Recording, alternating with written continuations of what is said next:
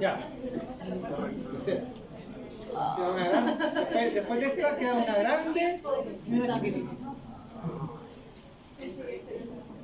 Pensé que era la cuarta. La cuarta, que la primera no era como 3 tiempos. Ya. Ya. Las leucemias son un grupo heterogéneo, de nuevo, son grupos de patologías de neoplasias clonales que surgen de la transformación maligna de células hematopoyéticas, o sea, células precursoras. ¿Ya?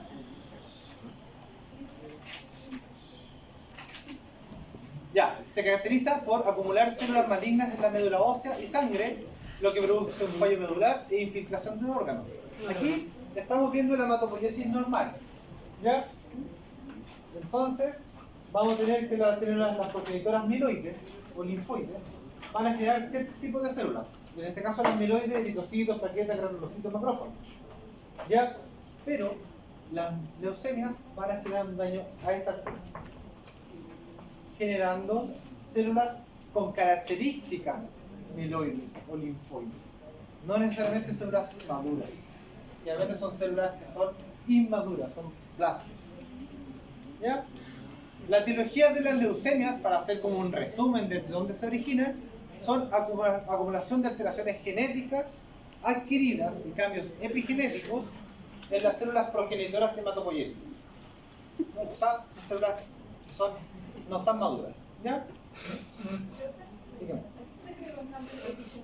Los cambios epigenéticos son cambios en la configuración del ADN que se producen a nivel ambiental. Por ejemplo, puede ser que tú ya tienes un ADN, los cambios genéticos es tu cambio de tu ADN basal. Tu ADN está mutado. Los cambios epigenéticos son cambios asociados a ese ADN que le hacen cambios en su morfología. Por ejemplo, puede ser que haya metilación de ciertos sectores del ADN que lo hacen cambiar su conformación y expresar ciertas proteínas en el ADN. Y hay en realidad cambios más epigenéticos, pero más clásicos es la metilación. Y esa habitualmente se asocia al ambiente. Entonces, alguien que tiene leucemia no necesariamente tiene Predisposición genética. Claro. Puede ser ambiental. ¿Ya?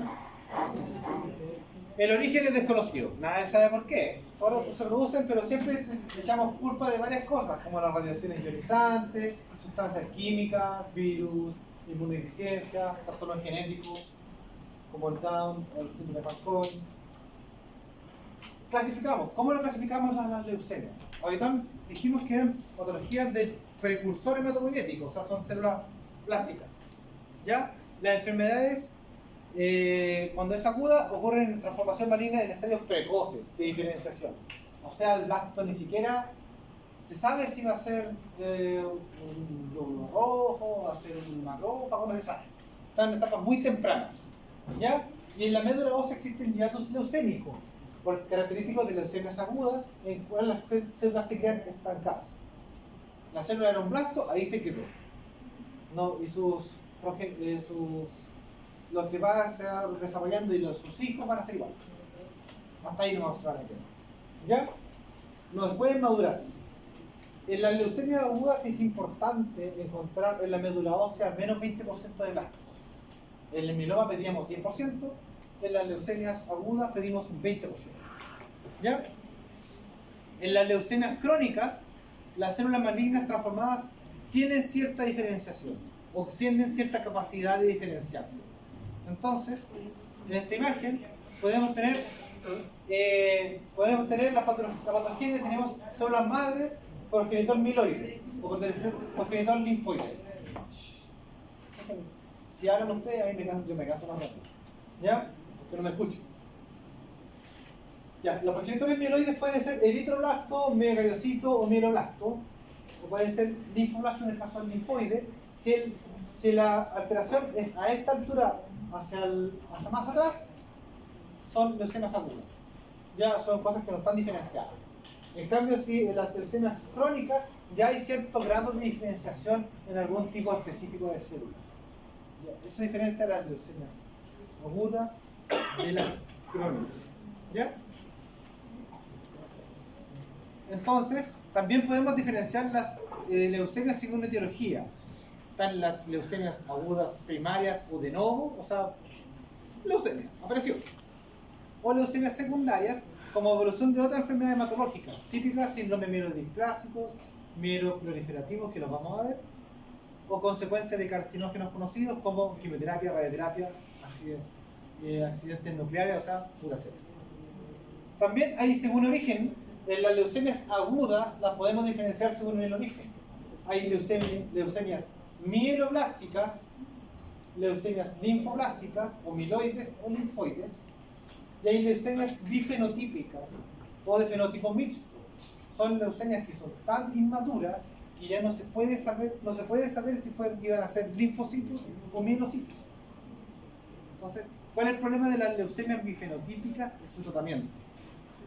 Que en realidad, cuando hay una leucemia bifenotípica, yo he visto casos, tratan de determinar con el inmunofenotipo qué tipo es, qué características tiene más. ¿Ya? Porque habitualmente esta diferenciación la podemos hacer con un inmunofenotipo, que nos va a dar las células de superficie, o sea, las moléculas de superficie. Los linfoides tienen diferentes moléculas de superficie que los mieloides, pero hay algunos que tienen de todo. Entonces ahí se hace un problema y son malos para responder a la quimioterapia, porque uno no sabe qué dar. Clasificación morfológica, ya lo dijimos, lo dijimos más adelante, o sea, lo dijimos antes en las clases anteriores, también las mismas clasificaciones. Y vamos a hablar de leucemia mieloide aguda. Es un desorden clonal, de nuevo, de célula madre hematopoyética, resultando en proliferación de células mieloides inmaduras. O sea, se mutó una célula madre que era mieloide y va a generar puras células mieloides, pero que son inmaduras, son neoplastas. ¿Ya? Y eso obviamente va a suprimir la hematopoiesis normal. En la mayoría de los casos los pacientes tienen más de 50 años. ¿Ya? Esta es enfermedad de pacientes de más edad. ¿Ya? No suele haber diferencia entre sexos. Y hay factores de riesgo como las que ya dijimos adelante, como los síndromes mieloides clásicos y algunas enfermedades, algunas radiaciones ionizantes, químicos, drogas y factores genéticos. La epidemiología, como pueden ver, se puede dar a cualquier edad. Las leucemias mieloides no son exclusivas de pacientes de mayor edad, pero es más frecuente en pacientes de mayor edad. ¿Ya? Obviamente, de nuevo, en hombres, más frecuente. ¿Ya? Y se clasifican las leucemias mieloblásticas o mieloides agudas, se clasifican según sus etapas de diferenciación. Entonces podemos decir que hay de M0 a M7. Entonces el M0 es una célula totalmente indiferenciada. El 1 es una célula que claramente es mieloide, pero que no ha madurado. La M2 es una leucemia mieloide con maduración granulocítica. El M3 es un promielocito. El M4 es un mielomonocito. El M5 es M4EO, es mielomonocito y eosinófilo. M5 monocito. M6 eritroblasto y M7 megakaryoplasto, que son puras etapas precoces, son puras etapas pre-célula madura. ¿Ya? ¿Qué es importante? El más frecuente es la M2, mieloide con maduración granulocítica, pero de la que más podemos hablar es de la M3, que es la promielocítica, que tiene más clínica. Es importante que algunas de estas enfermedades tienen trastornos genéticos, sobre todo citogenéticos, que tienen translocaciones, ¿ya? Clásicas. Si uno encuentra en la médula ósea, en el mielograma, y van a hacer citogenética, vamos a encontrar translocaciones. Dígame. ¿Con más importante se refiere a que es más frecuente la M4? La M3 es la M2 es más frecuente y la M3 tiene clínica especial que la vamos a nombrar. Tiene una clínica que no es común al resto. ¿Ya? Y le hacen la inversión 15-17, o sea, la translocación 15-17 es importante porque da esa promielocítica. No puse bonito que bueno. También las leucemias mieloblásticas o mieloides agudas pueden dar alteraciones con otra clasificación, que es la clasificación de la OMS. Silencio, por favor. Si no tengo hablar más fuerte. Ya. Están las leucemias con anomalías genéticas, hay leucemias con displasia, hay leucemias asociadas a tratamiento. Todas estas clasificaciones es la más que se usa más frecuente en la OMS, en el mundo. Pero aquí en Chilito y en el mundo también, a la gente le gusta hacer esta clasificación. ¿Ya? Esta clasificación es como para caracterizar la leucemia Y esta clasificación es como para tratamiento. ¿Ya? Es como para que lo entiendan. ¿Ya? Pero queda la leucemia mieloide. Clínica da síntomas constitucionales. Astenia, debilidad, pérdida de peso, sudoración nocturna. ¿Ya? No necesariamente síntomas B.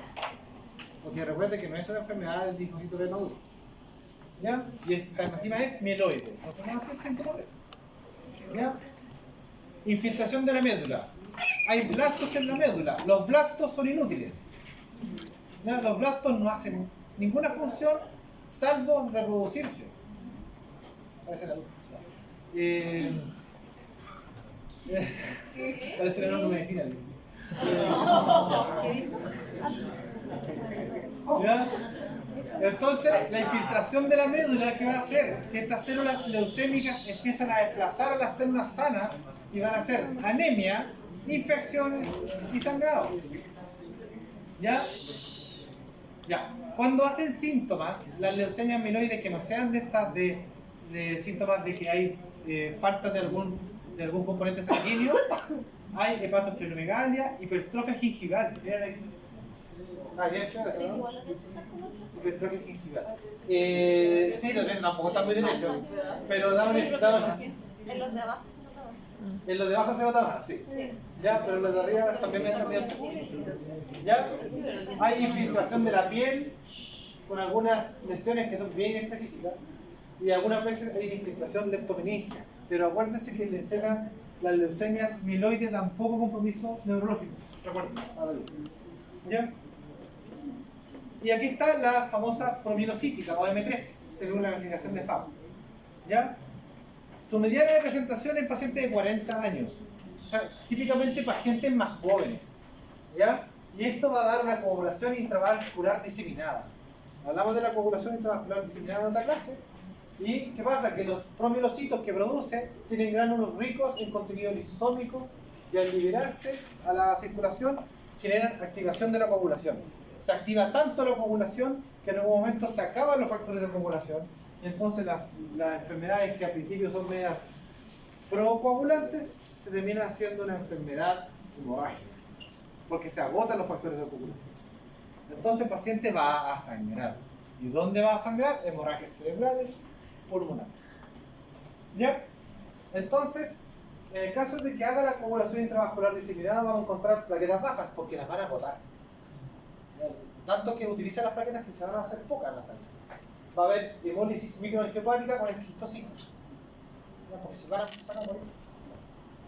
Van a empezar a hacer generar daño a los glóbulos rojos. Los tiempos de trombina, TPA y tiempo de trombina alargados, fibrinógeno bajo y factores derivados del plasminógeno aumentado. ¿Ya? ¿Qué va a pasar en este paciente? Entonces, esto también me recuerda a los primeros años de beca. Primer turno de beca, medicina interna. Paciente de 24, 26, que estaba en el estudio con la leucemia. Había llegado el viernes. Entonces ese turno el sábado. No, el domingo, el turno el domingo. Y el domingo, con la residente lo encontramos medio mal. Yo no cachaba mucho en ese tiempo, más que nada porque me habían enseñado súper malas. Entonces yo cachaba lo que había leído. Yo tenía más o menos la idea que tenía leucemia. Y el hemograma era más que nada de una pancitopenia. Y resulta que el compadre empezó a comprometer. Estaba bien, pero empezó con un poquito de disnea. Nos pasamos a una sala más crítica y estábamos. Yo me acuerdo que estábamos comiendo, esa hora era como las 9. Y estaba la enfermera que estaba encargada ahí. Y el compadre empezó a hacer compromiso de conciencia así, muy severo. Y lo fuimos a intubar. Pusimos el tubo. ¡Fum! Arriba. Salió sangre. Como que se le quite, así lo que estábamos al lado también, como que se le quite. Estaba sangrando, hemorragia alveolar. Y ahí nos tocó albucear. Le fuimos a hacer un escáner. Y claro, tenía una hemorragia alveolar. Bienvenido a los turnos de medicina interna. Esa fue mi bienvenida a los turnos. Yo no dormí toda esa noche. Así estábamos en el italiano, que está cerca de la UCM. Y tuvimos que trasladarlo para acá, al hospital del centro. Y ahí nos estuvimos, claro, buceando con ventilador, ya le habíamos puesto el ventilador. Pero yo me fui ahí en la ambulancia, llegué, me devolvieron, falleció, me tocó informar que había fallecido.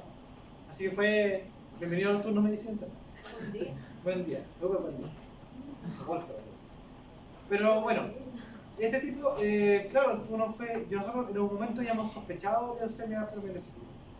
Ya, de hecho íbamos a llamar al hematólogo, pero hace, juro, como 15 minutos cuando estábamos conversando, sé que yo creo que era preomielocítica, llamemos al hematólogo para que nos consigamos el tratamiento, no miento. Y que entre que lo estábamos conversando, entonces esta cuestión es mala, pero tiene tratamiento. Es como los linfomas agresivos. Es súper mala, pero el tratamiento hay y curativo. ¿Ya? Por eso hay que estar atento. Ya, entonces esa es la gracia de la preomielocítica. Esa es como la gracia y se da bastante en hispano. Entonces, en Chile se da bastante, ¿ya? La leucemia mieloide aguda también, el hemograma, los leucocitos están muy aumentados por presencia de blastos. ¿Ya? Entonces uno puede ver el hemograma y si no le hiciste, o sea, un perfil y te va a decir leucocitos 15.000, 20.000. Pero si no le hiciste el hemograma real, pero si no le hiciste el flotis, no van a ver los blastos. ¿Ya? Y por lo tanto van a haber blastos y puede haber anemia y trombocitopenia. ¿Ya? La hemoglobina suele ser menor a 8, o sea, una anemia bien importante y una plaquetopenia bastante importante bajo 20.000. Y en el flotis, si estamos pensando en la leucemia promielocítica, vamos a ver los bastones de Auer. Estos bastones de Auer son gránulos primarios que están, aquí está el granulocito, porque en realidad es un promielocito, y que ahí tiene un bastoncito, ¿no? al lado del núcleo, y acá el otro. Esos son los bastones de Auer, son característicos de los promielocitos. Aquí está de nuevo. Aquí está el promielocito, aquí no se notan mucho los bastones, ¿ya? Aquí está el promielocito y un promielocito tenía un bastón, pero no me acuerdo dónde estaba. ¿Ya? Pero no se ve mucho, ¿ya? Pero no me cuatro. Pero es que ese promielocito que no tiene bastones, de ahí tiene un promocito. Aquí está el hemograma, no sé si se ve. Igual el hemograma que no ataca tampoco porque tiene hartas cosas más. Pero uno empieza a mirar hemoglobina 9.3, está con anemia. BCM 79, está media baja. HCM bien, THCM bien. Reticulocitos 3.2. Índice reticulocitario no lo calcularon. ¿Ya? Así que no tenemos índice. Eritroblastos en sangre. Ya está medio raro, ¿cierto?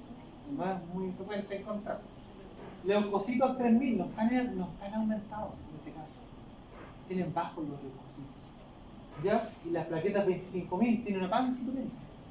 Pero si empezamos a mirar la diferenciación, encontramos segmentados 2, baciliformes 4, promielocitos en sangre. Raro. Linfocitos 40%, me imagino. Blastos 50%. ¿Ya? Entonces, eso claramente una leucemia. Porque tiene blastos en sangre.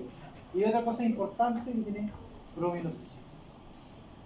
Entonces, si el paciente te sangró, ya tiene el diagnóstico. Una leucemia mieloide promielocito. ¿Ya? Y tiene mieloblastos, no linfoblastos. ¿Entiendes la diferencia cuando uno dice? ¿Ya? Entonces, hay aquí que dice, mira, aquí dice, mira, aquí está, es otra cosa importante, que la serie roja, bueno, tenía unas cosas en la serie roja, pero la serie blanca tiene blastos de gran tamaño, núcleo irregular con escaso citoplasma, son muy blancos, basófilo, 2/3 nucleolo, algunos con bastones de agua. Ya con esto teníamos más o menos el diagnóstico, y aquí más o menos lo confirmamos. ¿Ya? Pero tengan en cuenta que el hemograma es una aproximación, no es el diagnóstico definitivo, ¿ya? Pero aquí está muy sugerente, ¿cierto? Entonces, ¿qué otro examen vamos a hacer? Electrolitos plasmáticos y ácido úrico, lo van a ver, yo tengo la clase de complicaciones del... ¿Cómo se llama? Complicaciones oncológicas, el doctor no me alcanzó a hacer, me lo mandó, sí. Ya, yo les voy a mandar un texto adicional para esa clase para que se entienda un poquito más. Igual el doctor escribe harto texto, así que... Se sabe. Otra cosa, niveles de LH plasmáticos aumentados y hay que hacer estudios de coagulación en cuanto a si sospechamos por mielocítica. Entonces, ¿qué hay que hacer? Un mielograma. ¿Por qué un mielograma y no una biopsia? No me interesa cómo esté la médula en cuanto a la estructura, me interesa como qué células tiene. De nuevo, entonces si me interesan las células, mielograma. Si me interesan las células y cómo está alrededor, biopsia. ¿Ya? Entonces, ¿qué hacemos? Buscamos blastos mayor a 20%. ¿Cuándo no nos importan los blastos? Cuando esta biopsia, cuando este mielograma lo mandamos a hacer un inmunofenotipo y un cariotipo, y en el cariotipo me dice translocación 15-17, 8-21 o inversión 16. Que tenga esas alteraciones genéticas el mielograma, en su cariotipo, ya te da un diagnóstico de leucemia. ¿Ya? El inmunofenotipo no es tan importante como para la otra linfoblástica, ¿ya? Pero sí en algunos tipos como el M0, que la leucemia mieloide aguda, M0 es muy indiferenciada. Por eso es importante el inmunofenotipo porque nos va a dar las células las proteínas de superficie CD. Nos va a dar CD34, CD35. ¿Ya? Pero es importante. Pero a las nucleosas tengan en cuenta que a las aspirados de médula también lo llevamos al mielograma, lo mandamos a hacer inmunofenotipo y a hacer cariotipo. ¿No? Solo con eso ya es diagnóstico de leucemia. Porque son translocaciones muy características de leucemia. Solamente se dan en esas leucemias. ¿Ya? Sobre todo el 15-17, que es el más importante, que es de leucemia promielocítica. Tienen que acordarse, 15-17. ¿Ya? Translocación. ¿Ya? Y bueno, y otros marcadores que hay. Por eso el inmunofenotipo, eso es el inmunofenotipo, de las cosas que pueden encontrar. Y según ese inmunofenotipo, lo bueno es que el inmunofenotipo cuando llega, te viene con toda esta cuestión. Se encontró CD14, 16, 15, tanto, HLA tanto. Bueno, yo creo que es una leucemia promielocítica, perfecto, gracias. Eso me sirve, el informe. ¿Ya?